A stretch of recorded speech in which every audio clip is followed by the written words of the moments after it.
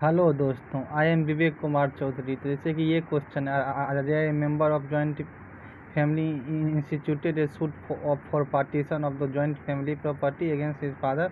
However the plaint was filed before the court which did not have jurisdiction to try it before it could be filed with the competent court. Father executed the mortgage of the same property. Will the mortgage be hit the rule of lease pendant? Discuss the doctrine of मतलब। तो ये क्या इस type का question आएगा तो answer है। देखिए, डॉक्ट्रिन ऑफ लीज पेंडेंसी है, ये सब जो है ये है section 52 of transfer of property. तो इस प्रकार का क्वेश्चन आए तो हम कैसे लिखेंगे? तो इसका एक मैक्सिम होता है, उट लीट पेंडेट निहिल इन्वर्टर। मतलब during a pending litigation nothing new should be introduce. मतलब कोई अगर लिटिगेशन चल रहा है तो नया कुछ भी, मतलब उस पर कोई नया टाइटल स्टार्ट नहीं होना चाहिए। ये इसका मतलब हुआ।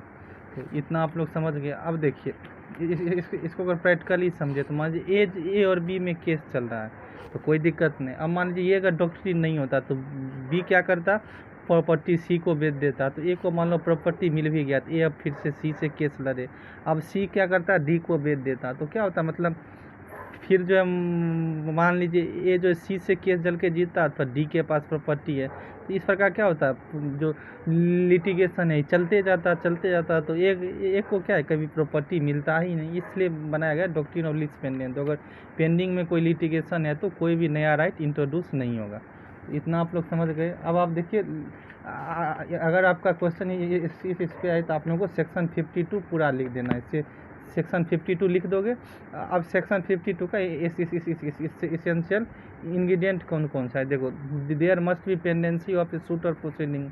मतलब किसी भी सूट मतलब पेंडिंग होना चाहिए। मतलब the suit pending must be in court of competent jurisdiction. जब आप लोग सीपीसी पढ़ोगे सेक्शन 9, 10 और 15 to 21, तो उसमें कॉम्पिटेंट जुरिडिक्शन होता है तीन प्रकार का, पेक्यूनरी जुरिडिक्शन, टेरिटोरियल जुरिडिक्शन। ये सब क्या होता है, एक प्रकार का सब्जेक्ट मैटर जुरिडिक्शन। तो मतलब कॉम्पिटेंट जुरिडिक्शन होना चाहिए। उसके बाद सट सूट और proceeding must not be collusive nature. मतलब मिला नहीं होना चाहिए, दोनों पार्टी मिल के और फिर जो है वो कर रहा है, कोलूसिव नेचर का नहीं होना चाहिए। तो ये सब अगर हो गया डॉक्ट्रिन ऑफ लीज पेंडेंस का, आप लोग समझ गए।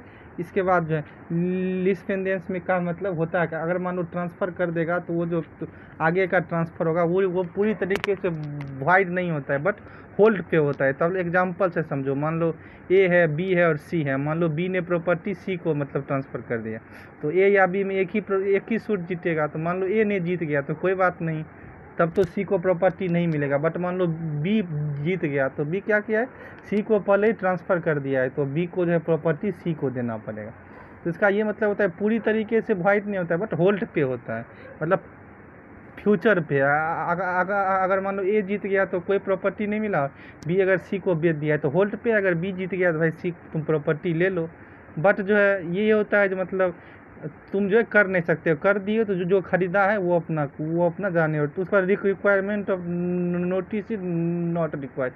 तो आप इसको आप कंस्ट्रक्टिव नोटिस से जोड़ सकते हो। भाई आप अगर प्रॉपर्टी खरीद रहे तो देख लो जो कोर्ट में केस चल भी रहा है, मान लो तुम्हारा पार्टी जीत गया तब तो तुमको प्रॉपर्टी मिल जाएगा, क्योंकि वाइड नहीं है, क्योंकि तुम्हारी कोई गलती नहीं। बट मान लो अगर पहला पार्टी जीत गया तब तो तुमको प्रॉपर्टी मिलेगा ही। मान लो ए बी सी है और ये मान लो सी ने बी से प्रॉपर्टी खरीद लिया तो ए या बी में एक जीतेगा, बी जीत गया तब तो सी को प्रॉपर्टी मिल जाएगा।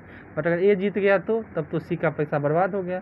तो इसलिए इसमें नोटिस रिक्वायर नहीं होता है, कंस्ट्रक्टिव नोटिस। मतलब खरीद रहे हो तो कोर्ट में पता कर लो, हर जगह पता कर लो क्या ये प्रॉपर्टी मतलब ये भी है, भी कोई केस चल भी रहा है, कोई मतलब कुछ है भी। तो ये होता है doctrine of lease pendens. I hope आपको कंसेप्ट के ये क्वेश्चन पे आते हैं। मान लो अजय एक मेंबर था, वो जो पार्टीशन का सूट गलत कॉम्पिटेंट कोर्ट में फाइल कर दिया, ठीक है। और जब तक वो सही कॉम्पिटेंट कोर्ट में फाइल कर रहा तब तक उसके फादर ने मोर्टगेज कर दिया। तो क्या ये mortgage doctrine of lease pendens से करेगा? नहीं। क्योंकि मान लो गलत कॉम्पिटेंट कोर्ट में फाइल कर दिया तो ये क्या है, सब्जेक्ट मैटर जुरिडिक्शन। जब आप सीपीसी में पढ़ोगे तो ये क्या होता है, पूरी तरीके से इसका कोई वैल्यू नहीं होता है। गलत कोर्ट में फाइल कर दिया, उससे पहले जब फादर ने मोर्टगेज कर दिया तो लीज पेंडेंस नहीं लेगा। बट अगर मान लो कॉम्पिटेंट कोर्ट में करता, तो मान लो अगर मतलब फैमिली कोर्ट होता और फैमिली कोर्ट में पार्टीशन फाइल करे था तब क्या होता, या मेनली पार्टीशन एसडीएम कोर्ट में फाइल होता है, जिसको बोलते हैं एसडीएम कोर्ट। एसडीएम कोर्ट में अगर फाइल होता तो जो है लीज पेंडेंस लग जाता, बट इसमें कॉम्पिटेंट कोर्ट में नहीं है, इसलिए लीज पेंडेंस नहीं लगेगा। इसका भी 20 नंबर का क्वेश्चन फिक्स आएंगे, तो आप लोग जरूर कर लीजिएगा। तो हमारा वीडियो हेल्पफुल लगे तो हमारे चैनल वीकेसी लीगल को सब्सक्राइब कीजिए, सपोर्ट कीजिए, लाइक कीजिए। थैंक यू गाइज, वीकेसी लीगल के साथ आप लोग जुड़ें। Thank you.